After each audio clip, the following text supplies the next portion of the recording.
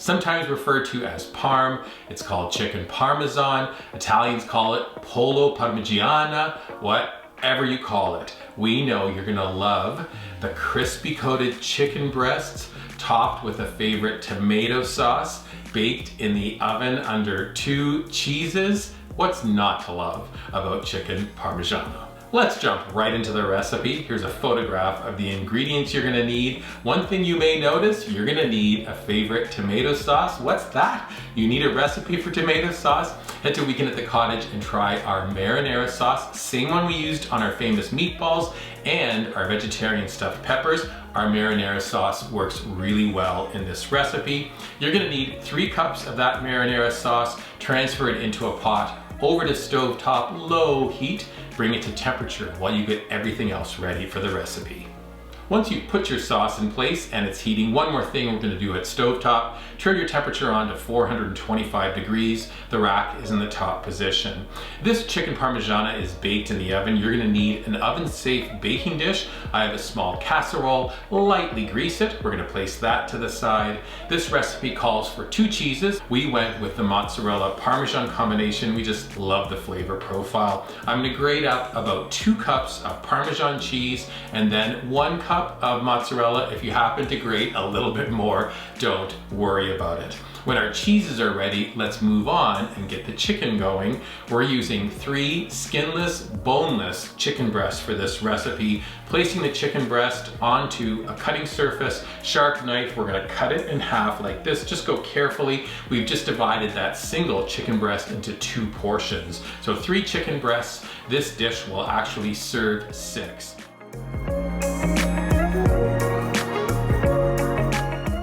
Once our chicken breasts are divided, we're then gonna get ready to set up a breading station. This is really easy. I have 1 plate with about 3/4 of a cup of unbleached all-purpose flour. In the middle of the station, 2 eggs, room temperature. I'm gonna whisk them together. And then the third position on this breading station, we're gonna make a breading mix. I have 3/4 of a cup of breadcrumbs, adding 1 tablespoon of dried oregano, 1 teaspoon of dried thyme, half a teaspoon of paprika, very important to the flavor profile, 1 tablespoon of garlic powder. Let's do a little sprinkle of kosher salt and then a little bit of freshly cracked black pepper. Last ingredient in our breading is the Parmesan cheese. I think you should add about 1 cup.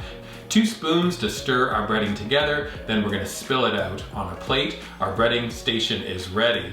I always do this with 1 hand behind my back. I like to keep 1 hand clean in case I need to do something. So with the other hand, I'm taking the first chicken breast, I'm gonna dredge it in flour, lift it up, shake off the flour, over to the egg, dip it, flip it over, dip it, and then finally over to the breading, and we're gonna dip it, flip it. You might wanna push down on the chicken in the breading just to make sure it's completely coated, then place it over onto a plate on the side. Continue until all your chicken breasts are done.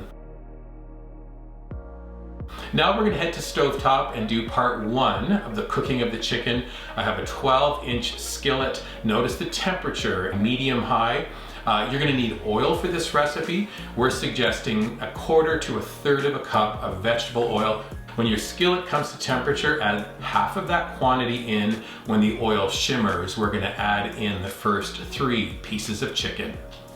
You can see the chicken starts to sizzle as soon as it hits the pan. We like to let it cook for about 2 minutes. Taking tongs, you can lift. It looks perfectly golden. Let's flip those pieces of chicken over. We're gonna cook the other side as well for 2 minutes. When your first round of chicken is done, we're gonna transfer it to a paper towel lined plate, and then you're gonna cook off the second batch. Once the chicken is cooked, we're gonna head to our work surface and assemble our chicken parmigiana. We're gonna take that dish, add a little bit of your warmed sauce across the bottom.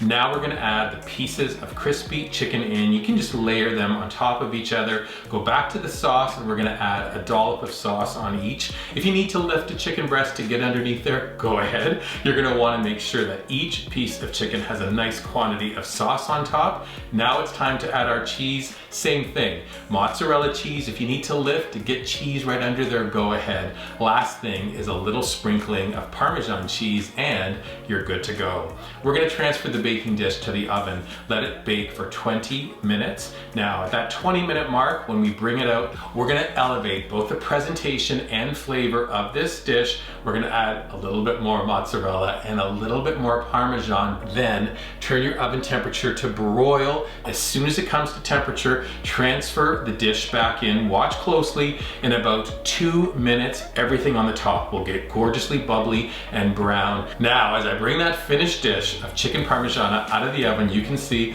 those last 2 steps, sprinkle cheese, broiler business, both worked. This is so appetizing and it smells fantastic. To serve, nothing more than a favorite pasta with that same marinara sauce. You can do a side salad, maybe a favorite beverage if you have one at hand. Last few details on our plate. I can do a sprinkling of cheese on the pasta if you're serving it.